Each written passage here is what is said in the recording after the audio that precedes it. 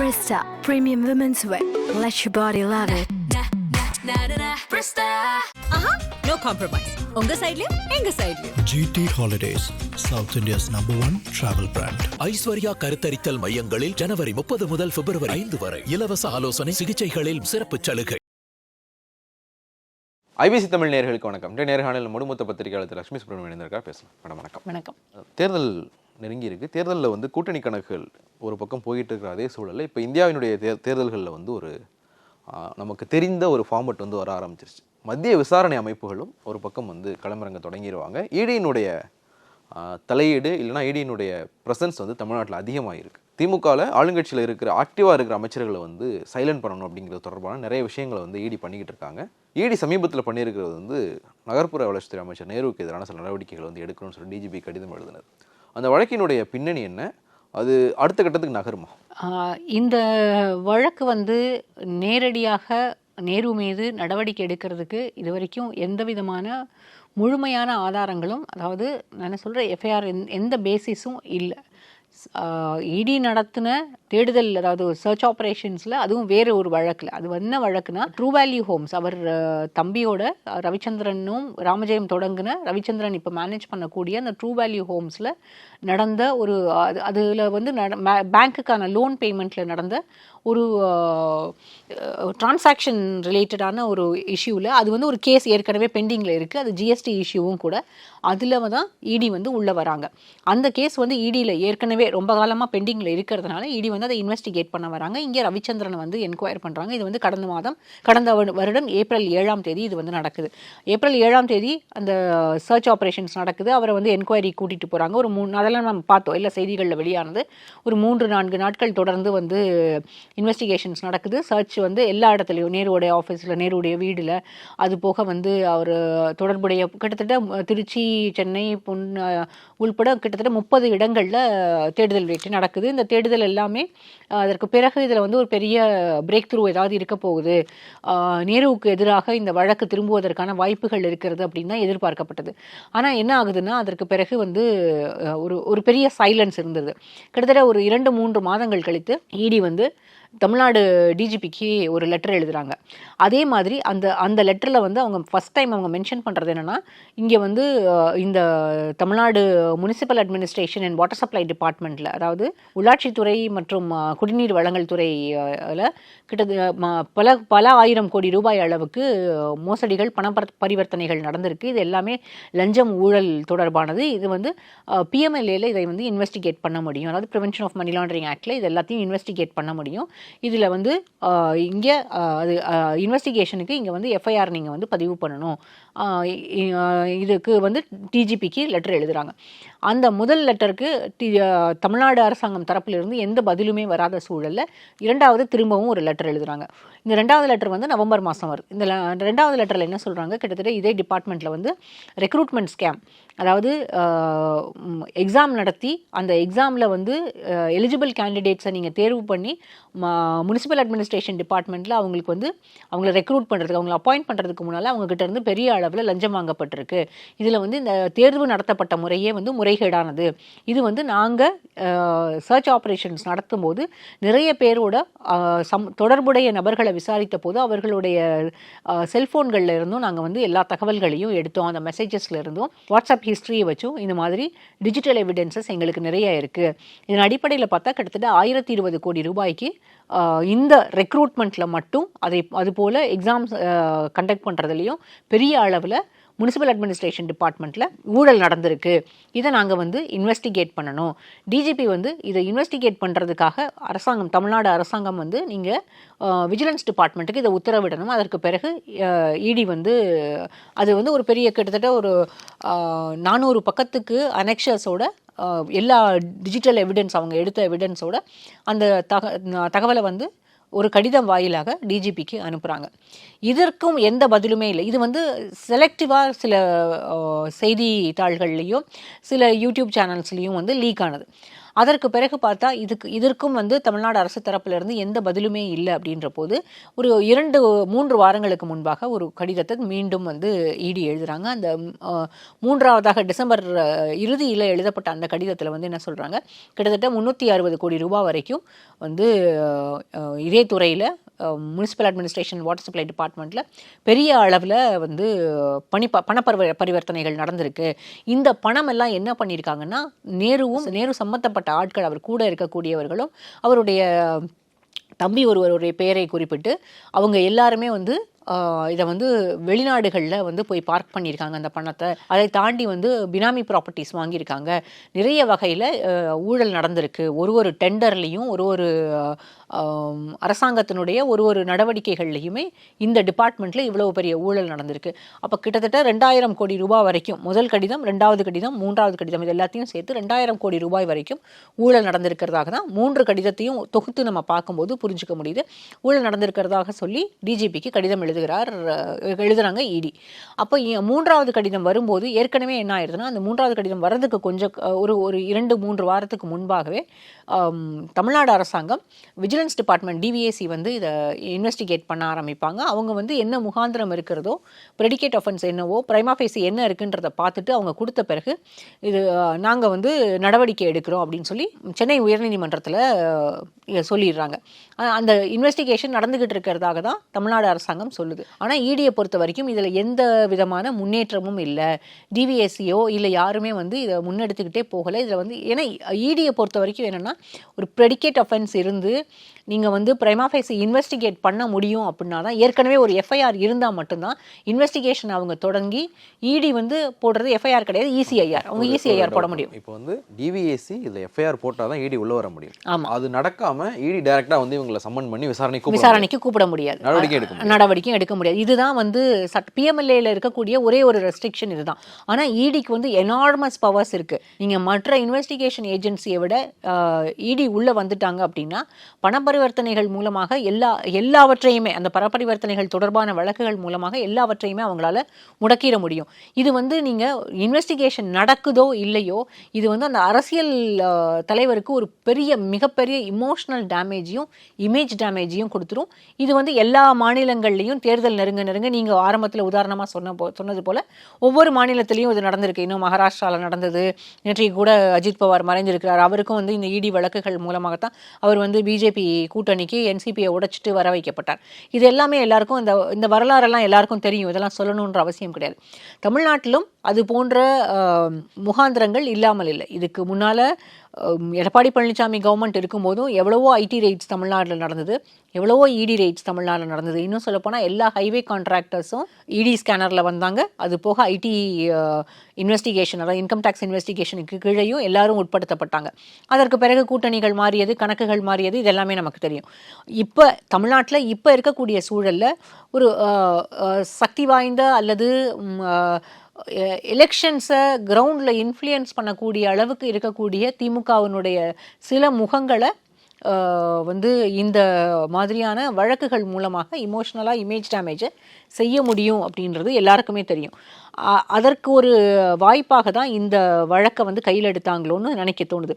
ஆரம்பத்தில் இந்த 3 கடிதங்கள் வெளியாகும் போது, 3வது கடிதத்துக்கு முன்னால் முதல் 2 கடிதங்கள் வெளியாகும் போது கூட எல்லாருக்குமே என்ன தோணிருக்கும், இவ்வளவு பெரிய அளவில் முனிசிபல் அட்மினிஸ்ட்ரேஷன் டிபார்ட்மெண்ட்டில் ஊழல் நடந்திருக்கிறதா அப்படின்னு கட்டாயம் தோணும். நான் இங்கே வந்து நேருவோ அல்லது திமுக அரசாங்கமோ, திமுக அரசாங்கத்தில் இருக்கக்கூடிய அமைச்சர்களோ யாருமே உத்தமர்கள், ஊழல் செய்யவே இல்லைன்னுலாம் நான் இங்கே ஆர்கியூ பண்ண வரல.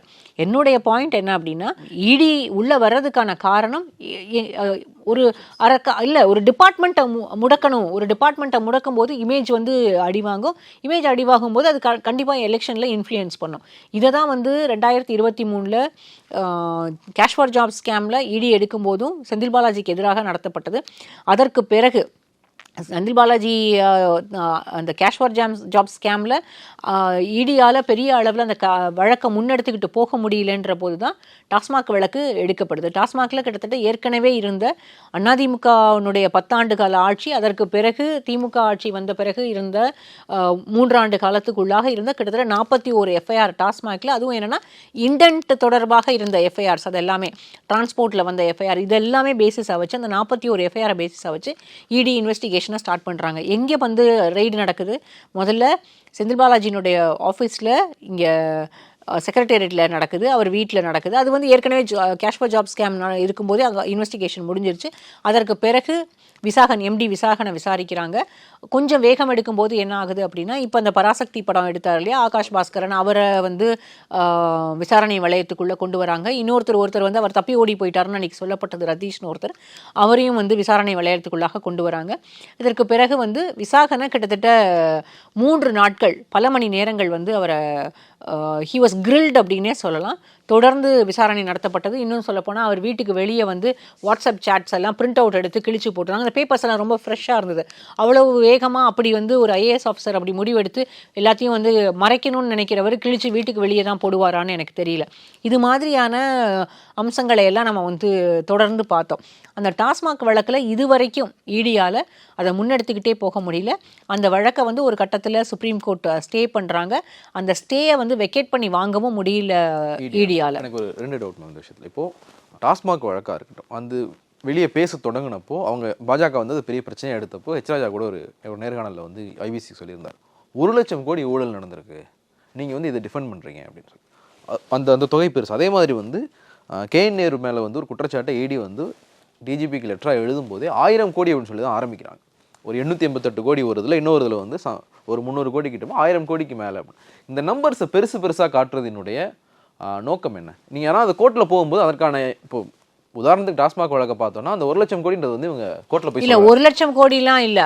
டாஸ்மாக் வழக்கில் வந்து இடி கொடுத்த ப்ரெஸ் ரிலீஸே 1000 கோடி தான் அவங்க கொடுத்தது. 1 லட்சம் கோடி வந்து ராஜாவுக்கு நீங்கள் சொல்கிற மாதிரி அவருக்கு பிடிச்ச நம்பராக இருக்கலாம், எனக்கு அது தெரியல, அதை பற்றி நான் பேச வரல. ஆனால் இடி வந்து கொடுத்த ப்ரெஸ் ரிலீஸில் ஃபைனலாக அவங்க மென்ஷன் பண்ணியிருந்தது வந்து 1000 கோடி. என்னை பொறுத்த வரைக்கும் என்ன பண்ணால், நீங்கள் வந்து இந்த நம்பர்ஸ் பெருசாகும் போது உங்களுக்கு ஞாபகம் இருக்கா 2G வழக்கு வரும்போது அந்த ஹெட்லைன் எப்படி இருந்தது? எல்லா நியூஸ் பேப்பர்ஸ்லையும் 1 கோடியே 76 அவ்வளவு சைஃபர் போட்டு நமக்கு அதெல்லாம் பார்க்கும்போது மைண்ட் ப்ளோயிங்காக இருந்தது. இவ்வளோ கோடி ரூபாய் ஊழல் பண்ண முடியுமா? இதுக்கு வந்து ஊழலுக்கு வந்து திமுக மட்டும்தான் காரணம் அப்படின்னு நம்ம எல்லாருமே அன்னைக்கு பேசணும். ஆனால் அதற்கு பிறகு அத்தனை ஆண்டுகள் வந்து வழக்கு நடந்ததுக்கு பிறகு நீதிமன்றத்தில் எந்த எவிடன்ஸையுமே வந்து சிபிஐயும் சரி இடியும் சரி யாருமே கொடுக்கவே இல்லை. எந்த இத்தனைக்கும் அந்த வழக்கு வந்து தொடரப்பட்டது காங்கிரஸ் ஆட்சியில்.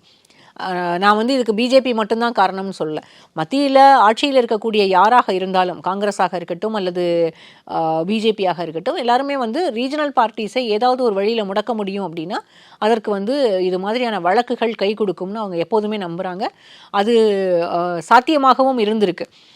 இப்போ இந்த டாஸ்மாக் வழக்கில் 1000 கோடின்னு சொன்ன இடி எங்ககிட்ட அதுக்கு எல்லாத்துக்குமே ஆதாரம் இருக்குது. அப்படி வந்து ஒரு வேகமாக 2 பக்கத்துக்கு வந்து ப்ரெஸ் ஸ்டேட்மெண்ட் கொடுத்த என்ஃபோர்ஸ்மெண்ட் டைரக்டரேட்டால் ஏன் வந்து அதுக்கான ஆதாரங்களை கோர்ட்டில் சமர்ப்பிக்க முடியலைங்கிறது தான் கேள்வி. கோர்ட்டில் போய் பேசின பிறகு ஆதாரங்கள் இல்லாததுனால தான் கோர்ட் வந்து அவங்க அப்பீல் போகிறாங்க. அப்பீல் போகும்போது கோர்ட் வந்து ஸ்டே பண்ணிடுறாங்க. அந்த ஸ்டேவை வெக்கேட்டும் பண்ணலை. ஆகாஷ் பாஸ்கரன் வழக்கில் மன்னிப்பு கேட்க சொன்னது இடியை வந்து ஆகாஷ் பாஸ்கரன் கிட்ட மன்னிப்பு கேட்க சொன்னது நீதிமன்றம். அதே போல் ஆகாஷோட கூட இருக்கக்கூடிய அவருடைய நண்பர் ஒருத்தர் வந்து விக்ரம் ஜோஜுவோ அவருடைய பேர், அவர் ஏதோ நிறைய வாட்சஸ் எல்லாம் வச்சுருக்காரு. எல்லாம் வந்து ஒரு வாட்சும் 1 கோடி 2 கோடி ரூபாய் ஒர்த்து அந்த மாதிரி வந்து இது எல்லாமே வந்து டாஸ்மாக் லிக்கர் சேல்ஸ் மூலமாக வந்த லஞ்ச பணத்தில் வாங்கப்பட்டது அப்படின்ற மாதிரியான செய்திகள் எல்லாம் கூட வெளியில் வந்தது. அதுக்குமே எந்த ஆதாரங்களையுமே யாருமே நீதிமன்றத்தில் கொடுக்கவும் இல்லை. அப்போ இது எல்லாமே என்ன ஆகுதுன்னா, அந்த செய்திகள் வெளிவரும் போதும் நீங்களும் நானும் நம்மளை போன்ற பத்திரிகையாளர்கள் பேசும்போது அதை வந்து ஒரு இமேஜ் டேமேஜை கொடுத்துருது. அதற்கு பிறகு அந்த வழக்கினுடைய போக்கு அல்லது தன்மை வந்து மாற ஆரம்பிக்குது. ஆனால் இப்போ இந்த முறை வந்து திமுக அரசாங்கம் ரொம்ப உறுதியாக இந்த வழக்கில் எஃப்ஐஆர் வந்து எதுவுமே போடாமல் இருக்கணும், அந்த ப்ரெடிகேட் ஒஃபென்ஸை வந்து கையில் கொடுத்து இடிக்கு வந்து அதுக்கு வழி செஞ்சிடக்கூடாதுன்றதுல ரொம்ப உறுதியாக இருக்காங்க அப்படின்னு நான் நினைக்கிறேன். இதுக்கு நிறைய காரணங்கள் இருக்குது. நான் திரும்பவும் சொல்கிறேன், நான் இங்கே வந்து இடி தவறுனோ அல்லது திமுக அரசாங்கத்தில் இருக்கக்கூடிய அமைச்சர்களும் நேரு போன்றவர்களும் ஊழல்வாதிகளே கிடையாது, யாருமே வந்து ஊழல் செய்யவே இல்லைன்னுலாம் நம்மளோட ஆர்கியூமெண்ட் கிடையாது. இந்த method and the madness to bring someone into the books, அதுதான் இங்கே இருக்க இஷ்யூ. ஸோ ஒருத்தரை வந்து முடக்கிறதுக்கு ஆதாரமே இல்லை அப்படின்னாலும், இல்லை ஆதாரம் இருந்தாலும் வழி இல்லாமல் வேறு ஏதாவது ஒரு குறுக்கு வழியில் அதுக்கான ஆதாரத்தை வந்து உருவாக்க முடியும் அப்படின்னு நினைக்கிறது தான் நம்ம இங்கே வந்து கேள்வியாகவே கேட்க வேண்டியிருக்கு. இந்த திமுக ஆட்சி வந்ததுலேருந்தே பாஜக வந்து இவங்க ஏதாவது பண்ணும் அப்படிங்கிற எதிர்பார்ப்பு. ஏன்னா அவங்க பாஜக வந்து ரொம்ப கடுமையாக எதிர்க்கிறாங்க. இடி இங்கே எவ்வளோ ட்ரை பண்ணாலும் அவங்களால வந்து ஒரு கட்டத்துக்கு மேலே அதை முன்னகர்த்தி போக முடியும். இப்போ செந்தில் பாலாஜியை சிறையில் வச்சுருந்தாங்க, அதை தாண்டி வந்து அவர் மேலே ஒரு விசாரணை கூட அடுத்த கட்டத்துக்கு போகலை. இப்போது பெயில் கண்டிஷன் வந்து அவருக்கு வாரத்தில் 2 நாள் வந்து இடி ஆஃபீஸில் ஆஜராகணும்னு இருந்தது. உச்சநீதிமன்றத்தில் அவங்க விலக்கு கேட்டப்போ உச்சநீதிமன்றம் இடியை கேட்டது ஒன்று தான், 1 வருஷம் ஒரு வாரத்துக்கு 2 நாள் ஆஜரானார். இதனால நீங்கள் இந்த வழக்கை வந்து எந்த அளவுக்கு முன்னகர்த்தி போயிருக்கீங்க அப்படின்னு கேட்டப்போ இடியால் வந்து அதுக்கு பதில் சொல்ல முடியல. அவங்க அது ரிலாக்ஸேஷன் வந்து கொடுத்துட்டாங்க, 2 நாள் நீங்கள் ஆஜராக வேணாம் அப்படின்றது. அதே மாதிரி டாஸ்மாக் வழக்கு உச்சநீதிமன்றத்துக்கு போனப்போ உச்சநீதிமன்றம் வந்து இடியை பார்த்து நீங்கள் மாநில உரிமைகளை தலையிட்டு இருக்கீங்க, மாநில அரசினுடைய ஒரு நிறுவனத்துக்கு உள்ளே போய் நீங்கள் பண்ணது வந்து மாநில உரிமைகளை வந்து மீறின மாதிரியான ஒரு செயல் அப்படின்னு சொன்னாங்க. இன்னொரு பக்கம் வந்து அந்த மணல் கொள்ளை தொடர்பான விவகாரமுமே வந்து பெரிய அளவில் வந்து அடுத்த கட்டத்துக்கு போகாமல் இருக்குது. இடியினுடைய இந்த முயற்சிகள் எல்லாம் தமிழ்நாடு சம்மந்தப்பட்டது, இல்லை தமிழ்நாடு அரசு சம்மந்தப்பட்டது, திமுக சம்மந்தப்பட்டது, ஒரு கட்டத்துக்கு மேலே முன்னகராமல் இருக்கிறதுக்கான காரணம் என்ன? இல்லை, இடிக்கு வந்து அதாவது என்ஃபோர்ஸ்மெண்ட் டைரக்டரேட் இதில் தன்னிச்சையாக செயல்படுகிறது அல்லது வந்து அங்கே இருக்கக்கூடிய அதிகாரிகளினுடைய நடவடிக்கைகளால் மட்டுமே இப்படி செயல்படுகிறது அப்படின்னு நம்ம வந்து 100% சர்டிஃபிகேட்லாம் கொடுத்துட முடியாது. இதில் பின்னால் எந்த அரசியல் பின்புலமுமோ அல்லது வந்து வேறு அரசியல் இன்ஃப்ளூயன்ஸ் எதுவுமே இல்லாமலே இல்லை. டிஎம்கே கவர்மெண்ட் இங்கே இருக்கிறதுனாலையும் இந்த அரசாங்கத்தினுடைய நிறுவனங்கள் அல்லது அரசாங்கம் தொடர்பான துறைகள், இந்த துறைகள்லாம் அங்கே அந்த அமைச்சரோட அலுவலகத்துலேயோ இல்லை செக்ரட்டேரியட்லேயோ போய் ஒரு இன்வெஸ்டிகேஷனோ இல்லை வந்து ஒரு சர்ச் ஆப்ரேஷனோ நடந்துருதுன்னு வச்சுக்கோங்களேன். அதற்கு பிறகு மக்கள் மத்தியில் போகக்கூடிய அந்த செய்தி அல்லது அந்த ஒரு அரை செகண்ட் ஒரு யூடியூப்லேயோ இல்லை வந்து ஒரு செய்தி சேனல்லையோ வரக்கூடிய அந்த செய்தி வந்து ஒரு பெரிய இமேஜ் டேமேஜை கொடுக்குது. அதை வந்து எதிர்பார்க்குறாங்க. இன்னொன்று வந்து இங்கே வந்து ஆரம்பத்திலிருந்தே இருந்த எதிர்பார்ப்புகள் என்னென்னா, இந்த வழக்குகள் எல்லாமே ஏதாவது ஒரு கட்டத்தில் சிஎம்ஐ நோக்கியோ அல்லது டெப்டி சிஎம்ஐ நோக்கியோ அல்லது ஃபர்ஸ்ட் ஃபேமிலியை நோக்கியோ போய் நிற்கும். அந்த இடத்துக்கு போகும்போது, அந்த இடத்துக்கு இதை நகர்த்திட்டு போகும்போது இது வந்து அவங்களோட பொலிட்டிக்கலாக அவங்களுடைய செயல்பாடுகளை முடக்குவதற்கான வாய்ப்புகள் இருக்குதுன்னு எதிர்பார்க்கப்பட்டது. இன்னும் சொல்ல போனால் டாஸ்மாக் வழக்கில் அந்த ரதீஷ் வந்து அவர் தப்பி போயிட்டார். அவர் வந்து இடி இன்வெஸ்டிகேஷனுக்கு அவர் இருக்கவே இல்லை. அவருடைய வீடு பூட்டி இருந்தது. வீட்டை பூட்டை உடைச்சி தான் வந்து இடி வந்து உள்ளே போய் வந்து வீட்டில் சர்ச் ஆப்ரேஷன்ஸ் நடத்தினாங்க. இப்படி எல்லாமே சொல்லப்பட்டது. ஆகாஷ் பாஸ்கரனும் அவருடைய வீட்டில் இல்லை, அவர் வந்து வெளிநாடு போயிட்டாரு, தப்பிச்சு போயிட்டாங்க 2 பேரும் அப்படிலாம் சொல்லப்பட்டது. ஆனால் அந்த பேச்சுக்கள் வரும்போதே இன்னொன்று வந்து கூட வந்தது என்ன அப்படின்னா, இவங்க 2 பேரும் உதயநிதி ஸ்டாலின் அவர்களுக்கு ரொம்ப நெருக்கமானவர்கள். அதனால இந்த விசாரணை ஏதாவது ஒரு கட்டத்தில் உதயநிதி ஸ்டாலினை நோக்கி நகரும் அப்படின்ற பேச்சுக்கள் எல்லாமே இருந்தது. யார் அந்த தம்பின்னு ஒரு ஹேஷ்டேக் போட்டிருந்தாங்க. ஆமாம், யார் அந்த தம்பின்னு ஒரு ஹேஷ்டேக் போட்டு ஏடிஎம்கேவும் அதை வந்து எப்படியாவது பொலிட்டிக்கலாக கேபிட்டலைஸ் பண்ண முடியுமான்னு பார்த்தாங்க. ஆனால் இடியோட ஃபெயிலியர் ஏடிஎம்கேக்கு ஒரு பெரிய பின்னடைவை கொடுத்துருச்சு. நம்ம வந்து இதில் ஏடிஎம்கேவை பற்றி பேச வேண்டிய அவசியம் இல்லை. ஏன்னா இன்றைக்கி அவங்க கூட்டணியில் இருக்கிறாங்க. அரசியல் ரீதியாக அல்லது எலக்ட்ரலாக இன்னும் கொஞ்சம் ஒரு முன்னேறி செல்லக்கூடிய ஒரு இடத்துல ஏடிஎம்கே இருக்கும்போது அவங்கள பற்றி விமர்சிக்க வேண்டிய அவசியம் நமக்கு இங்கே இல்லைன்னு நினைக்கிறேன். ஆனால் இது என்ஃபோர்ஸ்மெண்ட் டைரக்டரேட்டோட ஒவ்வொரு கட்டத்திலையும் அவங்களுடைய நடவடிக்கைகள் அவங்களுக்கு பெரிய வெற்றியை இது வரைக்கும் தமிழ்நாட்டில் கொடுக்கவே இல்லைன்னு தான் சொல்லணும். இந்த ஏடிஎம்கே பற்றி பேச வேணாம்னாலும் அதில் ஒரு பாயிண்ட் பேச வேண்டியிருக்கு இந்த விஷயத்தில். போன ஏப்ரலில் டெல்லியில் போய் அமித்ஷா எடப்பாடி பழனிசாமி சந்தித்தப்போ தமிழ்நாட்டில் நடக்கிற சட்டம் ஒழுங்கு பிரச்சனை, இதே மாதிரியான திமுக அரசினுடைய ஊழல் தொடர்பான புகார்களை வந்து நான் கொடுத்தேன் அப்படின்னு சொன்னார். வெளியே வந்த தகவல் என்னென்னா, திமுகவினுடைய சில முக்கியமான அமைச்சர்களை வந்து சைலண்ட் ஆக்கணும், இந்த எலெக்ஷன் ஸ்பெஷலிஸ்ட் எல்லாத்தையுமே வந்து அவங்க எலெக்ஷன் அப்போ ஒர்க் பண்ணக்கூடாது. எப்படி 2024 செந்தில் பாலாஜி ஒர்க் பண்ணாமல் இருந்தாரோ, டைரெக்டாக ஒர்க் பண்ணாமல் இருந்தோம், அதே மாதிரியான ஒரு இடத்துக்கு சில திமுக அமைச்சர்களை வந்து நகர்த்தணும் அப்படிங்கிற கோரிக்கை அதிமுக தரப்பில் வைக்கப்பட்டதா வந்து சொல்லப்பட்டது. அதனுடைய வெளிப்பாடாக தான் வந்து, ஏன்னா அதற்கு அடுத்து அந்த விஷயத்தெல்லாம் பார்க்க வேண்டியிருக்கா. இதில் வந்து ரொம்ப 3 பேர் தான் இப்போ வந்து பெரிய டார்கெட். ஒன்று வந்து செந்தில் பாலாஜி, இன்னொன்று வந்து கேஎன் நேரு, இன்னொன்று ஐ பெரியசாமி. கேகேஎஸ்ஆர் ராமச்சந்திரனும் அதே போல் தங்கம் தென்னரசுக்கும் த்ரெட் இருக்க தான் செய்யுது. ஆனால் அந்த வழக்குகள் வந்து ரொம்ப லோ லையிங்காக இருக்குது. பட் வந்து ஐ பெரியசாமி நேற்றைக்கு கூட வந்து அவருடைய அப்பீலை வந்து உச்சநீதிமன்றம் தள்ளுபடி செய்திருக்கிறார்கள். இடி வந்து விசாரிக்கக்கூடாது, இந்த வழக்கு விசாரிக்கக்கூடாதுன்னு போட்ட அப்பீலை வந்து உச்சநீதிமன்றம் தள்ளுபடி செய்திருக்கிறது. ஸோ எப்போ வேணால் அவர் வீட்டில் வந்து ஏற்கனவே சர்ச்சஸ் எல்லாம் நடந்துருச்சு. எப்போ வேணால் அவர் வந்து விசாரணைக்கு அழைக்கப்படலாம். எப்போ வேணாலும் அவரையும் அவர் மகன் ஐபி செந்தில்குமாரையும் விசாரணைக்கு உட்படுத்தி அடுத்தடுத்த கட்ட நடவடிக்கைகளை இடி எடுக்கிறதுக்கான வாய்ப்புகள் இருக்குது. நீங்கள் வந்து இப்போது இவங்க 3 பேருமே வந்து அந்த தேர்தலில் வந்து திமுகவுக்கு ஒரு உறுதியான வெற்றியை பெற்றுத்தரக்கூடியவர்கள் அப்படின்னு சொல்லலாம். எடப்பாடி பழனிசாமி ஏப்ரல் மாதம் போய் பார்க்குறாரு. அதற்கு பிறகு தான் நேருவினுடைய வீட்டில் வந்து சர்ச்சஸ் நடக்குது. அதற்கு பிறகு இப்போ சமீபத்தில் கூட எடப்பாடி பழனிசாமி கவர்னர்கிட்ட போய் நேரடியாக ஒரு ஊழல் பட்டியலும் கொடுத்துருக்கிறார். ஊழல் பட்டியல் கொடுத்திருக்கும் போது அதற்கான ஆதாரங்களை பொதுவெளியில் அதிமுக வெளியிட்டிருந்தது அப்படின்னா அது வந்து வரவேற்கத்தக்கது. அப்படி வெளியிட்டால் அது வந்து ஈடிக்கு ஒரு வேளை அது ஹெல்ப்ஃபுல்லாக இருக்குமோ என்னவோ எனக்கு தெரியல. அதே மாதிரி வந்து நீங்கள் இது எலெக்ஷனுக்கு நகர்த்திட்டு போகும்போது ஒரு விஷயம் வந்து பேசப்படுது. பிப்ரவரி இறுதியில் இங்கே வந்து ஈடியினுடைய செயல்பாடுகள் இன்னும் அதிகமாகும், ரைட்ஸ் அதிகமாகும், கைதுகள் கூட நடக்கலாம் அப்படின்னு சொல்லிட்டு அதற்கான வாய்ப்புகள் ஏதாவது இருக்கா? கட்டாயம். ஏன்னா இப்போது இது வந்து நேற்று வந்து ஐபி கேஸில் உச்சநீதிமன்றம் அந்த வழக்கை தள்ளுபடி செய்தது. அவரோட அப்பீல் பெட்டிஷனை தள்ளுபடி செய்தது. இடி வந்து நீ கண்டினியூ பண்ணலாம் அவங்களுடைய இன்வெஸ்டிகேஷன்ன்றது தான் அதுக்கு அர்த்தம். அடுத்தது இப்போ டிவிஎஸ்சி வந்து நேற்றைக்கு வந்து சென்னை உயர்நீதிமன்றத்தில் சொல்லியிருக்காங்க, நேருனுடைய வழக்கில் நாங்கள் வந்து இன்வெஸ்டிகேஷனை ஸ்டார்ட் பண்ணிட்டோம். கிட்டத்தட்ட 145 180 நாட்களுக்குள்ளாக நாங்கள் வந்து இன்வெஸ்டிகேஷனை முடிச்சு எங்களோட ரிப்போர்ட்ஸை நாங்கள் சப்மிட் பண்ணிடுறோம். அப்படி அந்த அவங்க குறிப்பிடக்கூடிய நாட்களை அவங்க வந்து எடுத்துக்கிட்டாங்க அப்படின்னா எலெக்ஷன் முடிஞ்சிடும்.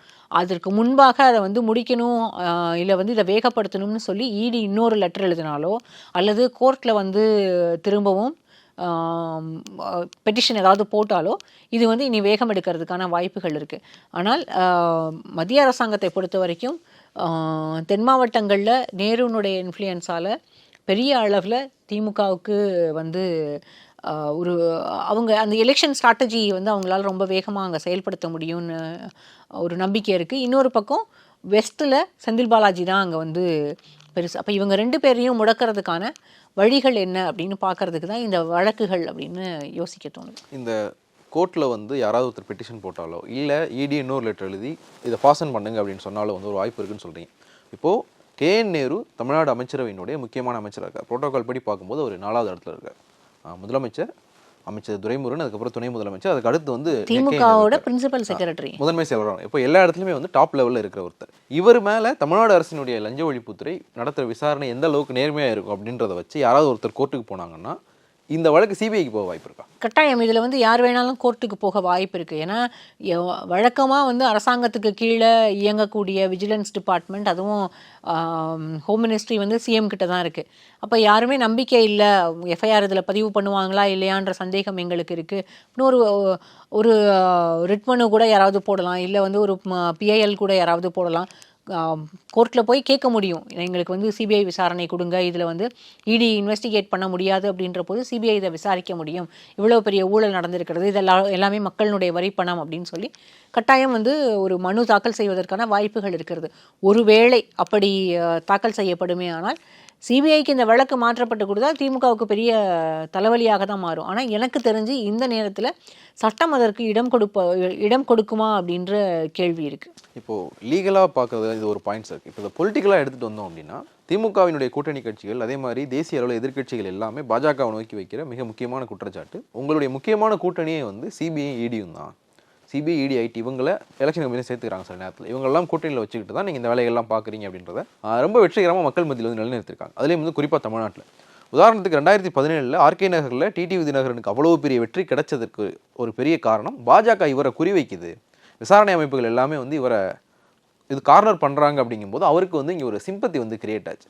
இப்போது டுவர்ட்ஸ் த எலெக்ஷன் திமுகவில் இருக்கிற சில முக்கியமான அமைச்சர்கள் வந்து கைதாகிறாங்க.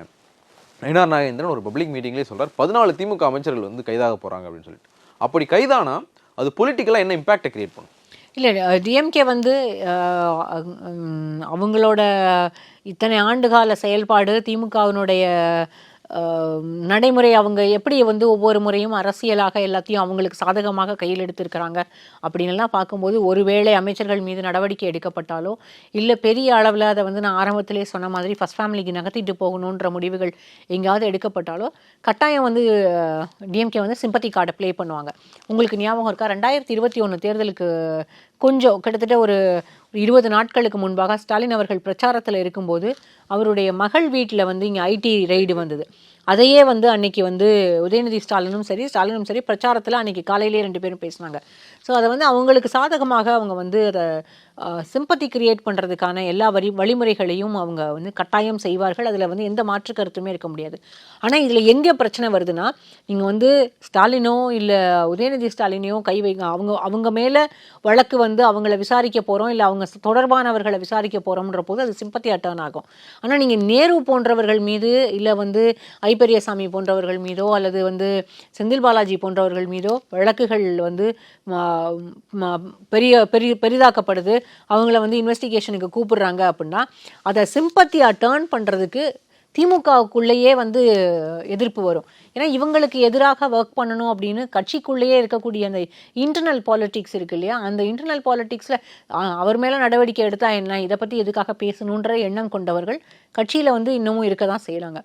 அந்த மாதிரியான சூழலில் அதை வந்து 100% அவங்களால கேபிட்டலைஸ் பண்ணுறதுக்கான வாய்ப்புகள் குறைவாக இருக்கும்னு நான் நினைக்கிறேன். இல்லை, இப்போது செந்தில் பாலாஜி கைது செய்யப்பட்டப்போ, இல்லை அவர் மேலே ரெய்டு வந்து கைது செய்யப்பட்டப்போ முதலமைச்சர் வந்து ஒரு வீடியோ வெளியிட்டார், எங்களை தான் நீங்கள் குறி வைக்கிங்க அப்படின்னு சொல்லிட்டு. இப்போ நேரு மேலேயோ இல்லை அகைன் செந்தில் பாலாஜி மேலேயோ ஐ பெரியசாமி மேலேயோ ஒரு நடவடிக்கை இடி முன்னெடுக்கிறாங்க, அது கைதுக்கு போகலைனாலும் ஒரு ரெய்டு மாதிரியான விஷயங்கள் விசாரணை கூப்பிடுறது அப்படின்னு சொல்லிட்டு அவங்க எலெக்ஷன் வேலை ஏதோ ஒரு இடத்துல முடக்க பார்க்குறாங்க அப்படின்னா திமுக வந்து இது கட்சி மேலான குறின்னு சொல்லிட்டு பொலிட்டிக்கலாக திருப்ப வாய்ப்பு இருக்குது தானே? கட்டாயம் செய்வாங்க. அதை தான் நான் ஆரம்பத்தில் சொன்னேன். நான் சொல்கிறதே அதுதான். சிம்பத்தியை கிரியேட் பண்ணுறதுக்கான எல்லா வேலைகளையுமே திமுக செய்யும். ஆனால் வந்து அந்த டிகிரி இருக்குல்ல, சிம்பத்தி எவ்வளோ வரும்ன்ற டிகிரி இருக்குல்ல, அது வந்து மாறுபடக்கூடும். சிஎம்ஏ வீடியோ வெளியிட்டாலும் இன்றைக்கும் வந்து செந்தில் பாலாஜி மிக சரியானவர்னு திமுகவுக்குள்ளேயே ஏற்றுக்கொள்ளக்கூடியவங்களோ அல்லது திமுகவில் அவருக்கு எதிராக யாருமே வேலை பார்க்கறது இல்லை அப்படின்னு சொல்லக்கூடிய இடத்துலையோ இல்லை. இது வந்து கட்சியில் எல்லாருக்குமே இருக்க தான் செய்யும். தலைவர்ன்ற போது அவருக்கு எதிராக எதுவுமே பேச முடியாது. அவர் கட்டாயம் சிஎம் வந்து ஒரு வேளை இப்படிப்பட்ட நடவடிக்கை எடுத்தால், எனக்கு தெரிஞ்சு இடியும் சரி ஐடியும் சரி இந்த 100 நாட்களுக்குள்ளாக அவங்க தமிழ்நாடுல இந்த இங்கே இருக்கக்கூடிய அமைச்சர்களுடைய இல்லத்துலேயும் சரி எல்லா துறைகள்லையும் சரி அவங்க வந்து சுற்றி சுழல போகிறாங்க அப்படின்னு தான் நினைக்கிறேன். ஏன்னா நிறைய ரெய்ட்ஸ் நம்ம எதிர்பார்க்கலாம், நிறைய வழக்குகளை எதிர்பார்க்கலாம், ஒவ்வொரு நாளும் ஒவ்வொரு டெவலப்மெண்ட் இருக்க போகுது. அப்படிப்பட்ட சூழலில் இதை வந்து திமுக அவங்களுக்கு கட்டாயம் சாதகமாக பயன்படுத்தியிருப்பாங்க. ஏற்கனவே வீடியோ வெளியிட்ட அவர் முதலமைச்சர் இனி திருப்பியும் ஒரு வீடியோ வெளியிடலாம், இல்லை நேரடியாக கூட மக்களை சந்திக்கும் போது இதை வந்து சொல்லலாம். அதற்கான வாய்ப்புகள் எல்லாமே இருக்கிறது. பார்க்கலாமா? இந்த பிப்ரவரி 2 சொல்லியிருக்கிறாங்க. இடியினுடைய செயல்பாடு எப்படின்னு பார்க்கலாம். நினைவு கற்றுக்கு மிக்க நன்றி. மற்றும் ஒரு நிகழ்ச்சி சந்திக்கலாம். நன்றி, வணக்கம். Presta Premium Women's Wear. Let your body love it. No compromise. உங்க சைடுலயும் எங்க சைடுலயும். GT Holidays, South India's #1 travel brand. Aishwarya கருத்தரித்தல் மையங்களில் ஜனவரி 30 முதல் பிப்ரவரி 5 வரை இலவச ஆலோசனை சிகிச்சைகளில் சிறப்பு சலுகை.